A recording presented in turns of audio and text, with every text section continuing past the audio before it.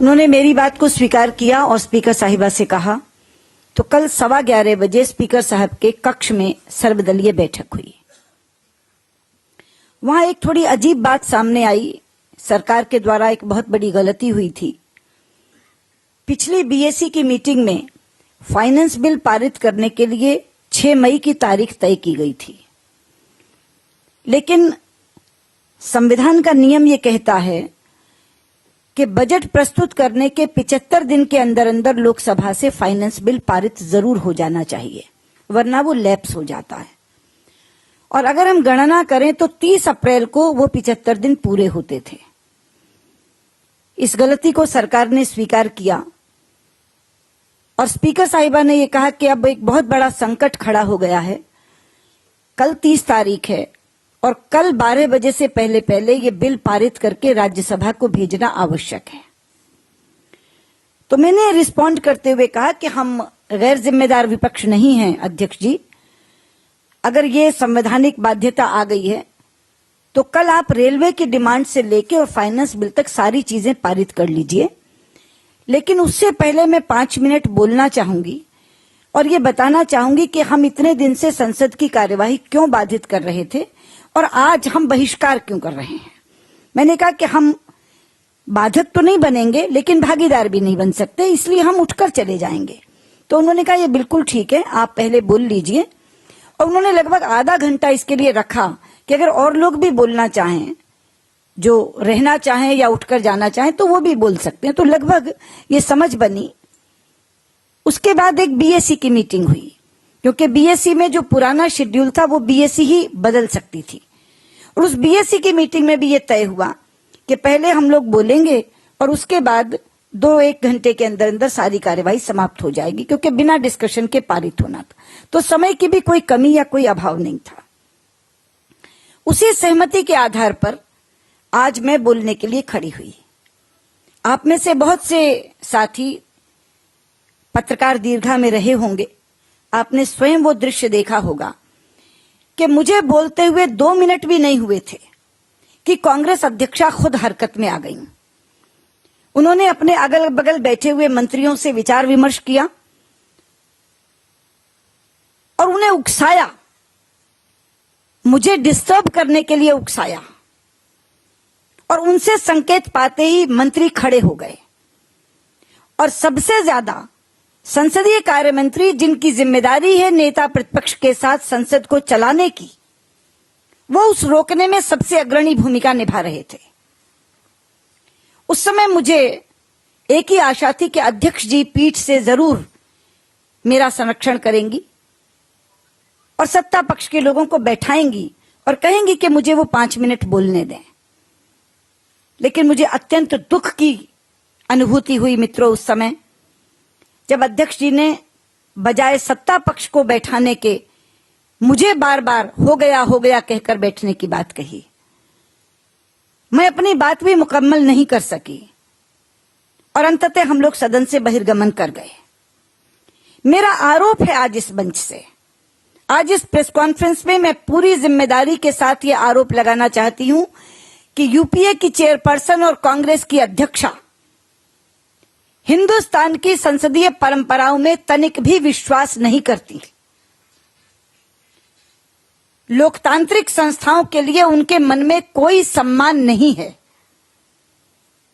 और यही कारण है कि उनके नेतृत्व में कांग्रेस के लोग, चाहे वो सरकार में बैठे हैं चाहे सरकार के बाहर, एक एक करके सारी लोकतांत्रिक संस्थाओं को तोड़ रहे हैं। वो सीएजी पर फब्तियां कसते हैं, वो पीएसी में हुड़दंग करते हैं, वो जेपीसी में पक्षपात करते हैं, वो सीबीआई पर दबाव बनाते हैं, वो सुप्रीम कोर्ट को गुमराह करते हैं और संसद में प्रतिपक्ष को बोलने नहीं देते हैं।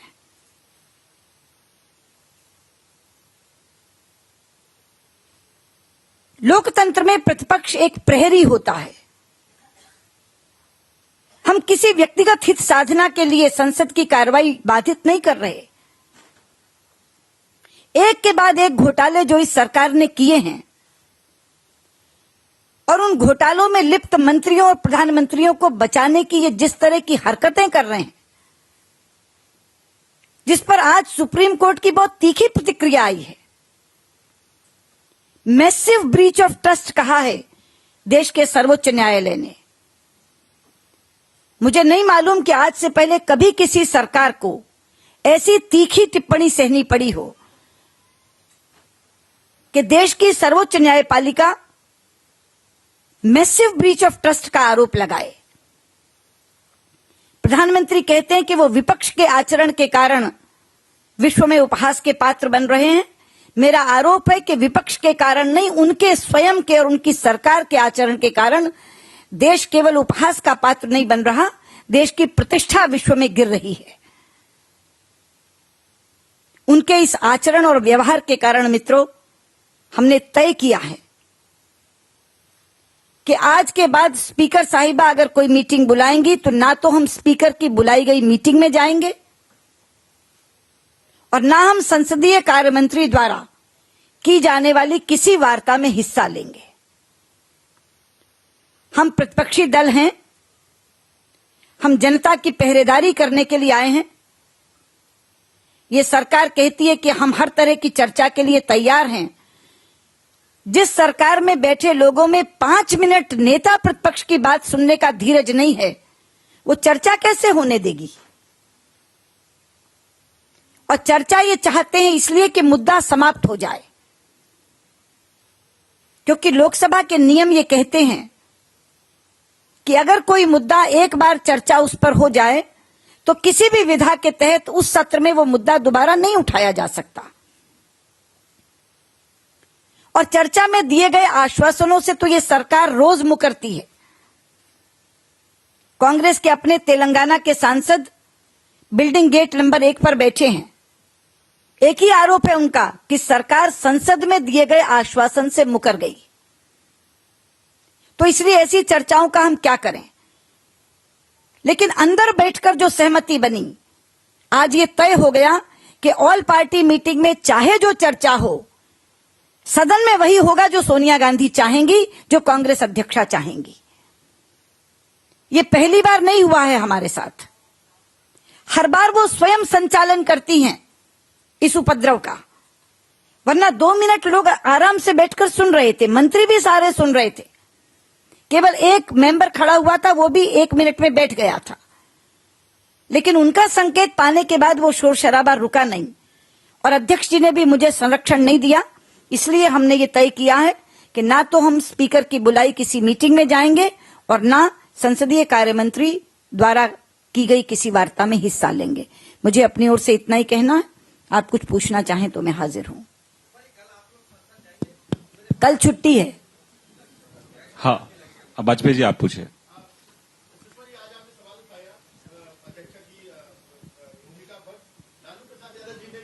जब आवश्यकता थी तो उन्होंने इंटरव्यू नहीं किया चाइना के मुद्दे पे, तो ये लगातार शेयर की गरिमा पे सवाल उठ रहा है, इससे क्या कहेंगे? वो मुलायम सिंह यादव ने कहा था, लालू जी ने नहीं कहा था, मुलायम सिंह यादव ने कहा। हाँ, उनका अपना जो भावना थी वो उन्होंने रखी। जो मैंने बोला वो सब आपने देखा है, आप लोग प्रत्यक्षदर्शी हैं जो बात मैंने कही है। सुषमा जी। हाँ हाँ, दिलीप जी।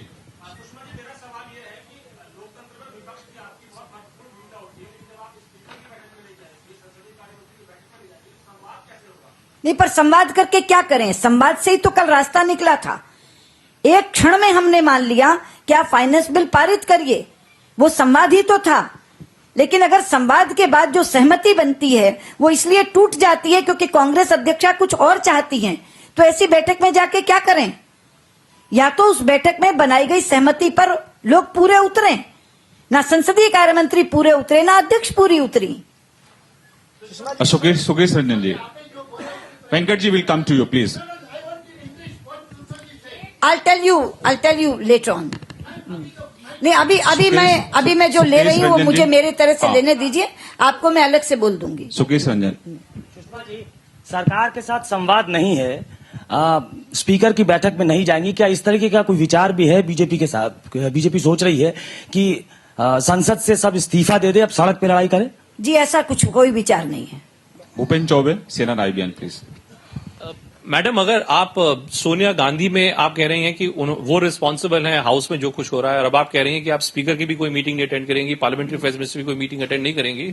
कमलनाथ जी ने एक वक्तव्य दिया था परसों, जहां पर उन्होंने कहा कि अगर विपक्ष को हमसे इतनी समस्या है तो एक नो कॉन्फिडेंस मोशन क्यों नहीं लेके आता है। क्या इस पे कोई चर्चा है मैडम? ये अभी तो कोई चर्चा नहीं है, लेकिन अगर वो ये कह रहे हैं तो बात कर लेंगे, अगर उन्हें वही चाहिए मोशन तो। महुआ चटर्जी।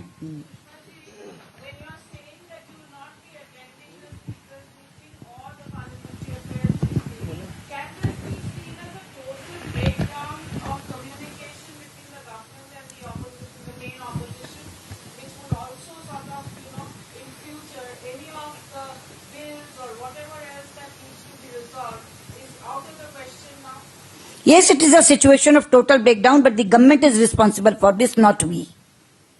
रामनारायण श्रीवास्तव। वेंकट जी वेलकम। हर चीज एक सत्र के लिए हुआ करती है, उसके बाद चीजें अगर बदलेंगी तो देखेंगे, लेकिन अभी जो सत्र सामने है उसके लिए हमारा ये फैसला है। वेंकट जी आप। Sushma ji, since now you made a statement you will not take part any meeting, now can we assume the countdown will begin for the election? Yes, I think countdown of this government has begun. हाँ, एक minute. Ramnarayan जी हो गया। उषा जी हाँ।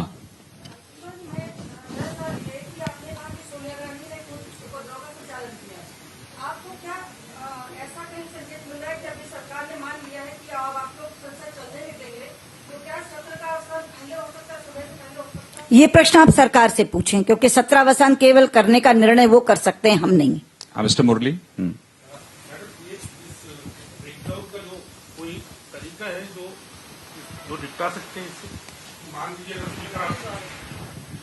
The ball is in the court of government and the speaker. Sujit Thakur हाँ। Madam ये finance bill Rajya Sabha में जाएगा तो पार्टी की जो भी भूमिका है लोकसभा में वही राज्यसभा में भी रहेगा कि सरकार का जैसा प्रक्रिया है उसके बाद कुछ वहां पर नहीं जी, आज सुबह पार्लियामेंट्री पार्टी में एलओपी राज्यसभा ने ये कहा कि जो लोकसभा में भूमिका है वही राज्यसभा में रहेगी, वहां भी वो लोग बहिर्गमन करेंगे, यहां भी हमने बहिर्गमन किया था। तिवारी जी आपका सवाल। अच्छा प्रखर मिश्रा जी हाँ।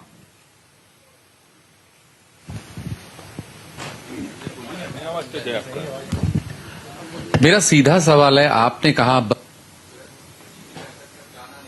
जी हाँ, पूछिए, आपकी आवाज वैसे ही बुलंद है।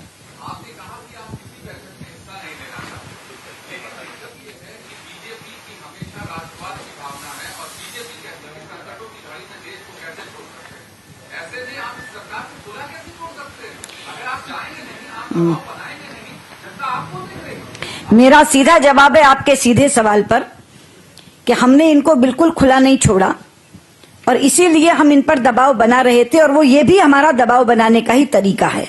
जहां तक राष्ट्रवाद का सवाल है, हम निश्चित तौर पे सदन चलाना चाहते थे। हम ये चाहते थे कि चीन जो भारत पर अतिक्रमण कर रहा है सीमाओं पर, उन विषयों को उठाएं। हम चाहते थे सरबजीत के ऊपर जिस तरह से पाकिस्तान में अमानवीय व्यवहार किया गया है उस विषय को उठाएं। हम चाहते थे दिल्ली, मध्य प्रदेश और देश के अन्य इलाकों में 5-5, 7-7 साल की बच्चियों के साथ जो दुष्कर्म हो रहा है उस कानून को और कठोर बनाएं और बच्चियों के जघन्य बलात्कारियों को फांसी दिलवाने का प्रावधान करवाएं। हम चाहते थे कि भूमि अधिग्रहण कानून बरसों से किसान जिसकी प्रतीक्षा करवा रहे हैं वो पारित करवाएं, लेकिन सरकार के रवैये ने हमें मजबूर किया है। पहले सरकार के रवैये ने मजबूर किया क्योंकि हमने जो 2 मांगे रखी थी, जेपीसी की रिपोर्ट रिजेक्ट करो, कोलगेट में कानून मंत्री का मिनिमम इस्तीफा लो, उसको सरकार ने माना नहीं। लेकिन उसके बावजूद हमने अपनी राष्ट्रवादिता दिखाते हुए फाइनेंस बिल को पारित करने की अनुमति एक क्षण में दे दी, लेकिन बनी हुई सहमति आज टूटी और आप सब प्रत्यक्षदर्शी हैं उसके लिए, इसलिए मुझे कहने की आवश्यकता नहीं। अगर नेता प्रतिपक्ष को 5 मिनट भी संसद में उपलब्ध नहीं है अपनी बात कहने के लिए, तो ऐसी सरकार के साथ क्या सहयोग करेंगे हम? सहयोग लेने के लिए, विपक्ष का सहयोग लेने के लिए सरकार को सहयोग लेने का काम भी करना चाहिए। लेकिन अगर सरकार नेता प्रतिपक्ष को 5 मिनट बोलने नहीं देगी, और मैं कोई उलझुल बात नहीं कर रही थी, कोई उटपटांग बात नहीं कर रही थी, हम क्यों संसद की कार्यवाही बाधित कर रहे हैं ये बता रही थी, हम क्यों बहिर्गमन कर रहे हैं ये बता रही थी। लेकिन अगर मुझे इतना भी अधिकार नहीं है कि मैं संसद के मंच से देश को बता सकूं कि हम क्यों बहिर्गमन कर रहे हैं, हम क्यों कार्रवाई नहीं चलने दे रहे, और उस पर भी अगर हमें रोका जाएगा और वो भी कांग्रेस अध्यक्षा स्वयं रुकवाएंगी, उस पूरे का संचालन करेंगी, तो ऐसी सरकार को हम कैसे सहयोग देंगे? अखिलेश जी, आपका सवाल। सुषमा जी, दो महत्वपूर्ण विधेयक सरकार लाना चाहती है, राइट और गांधी की राइट एक्विजिशन पे आपने भी सहमति व्यक्त की है, तो क्या आप सरकार का सहयोग करेंगे दोनों बिलों के लिए आगे? नहीं, मैंने जब आपसे कह दिया कि हम किसी तरह की कोई वार्ता उनसे नहीं करेंगे तो फिर सहयोग का प्रश्न कहाँ पैदा होता है?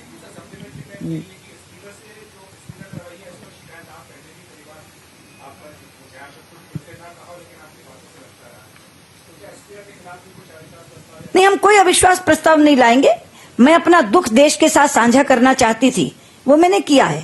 हिमांशु। मैम, आपको लगता है कि जिस तरीके से सरकार ने कल आपको वादा किया था, आज उतर गया, सरकार ने आपको धोखा दिया, चीट किया? ये तो सामने के सामने, मैं उस शब्द का इस्तेमाल करना नहीं चाहती, लेकिन मैंने कहा वो सहमति तोड़ी। हाँ, Anamika. Especially in the course of UPA2, the impression was that you had established a good working relationship with the Congress president and the UPA chairperson. Do you feel particularly let down by the way she behaved? Yes, I do. Anamika. I do feel that. Sushma ji, लगता है कि अश्विनी कुमार का इस्तीफा लेगी सरकार, और अगर नहीं लेगी तो क्या यह गतिरोध संसद का चक्कर बाद में जारी रहेगी? इस समय तो गतिरोध केवल उस पर ही नहीं बना है ना, अब सरकार लेगी कि नहीं लेगी ये प्रश्न उनसे पूछो ना। जो काम उन्होंने करना है उसका प्रश्न उनसे पूछो। इस्तीफा नहीं लेती तो आगे भी गतिरोध? फिर दोबारा अपन मिलेंगे ना, तब बात करेंगे।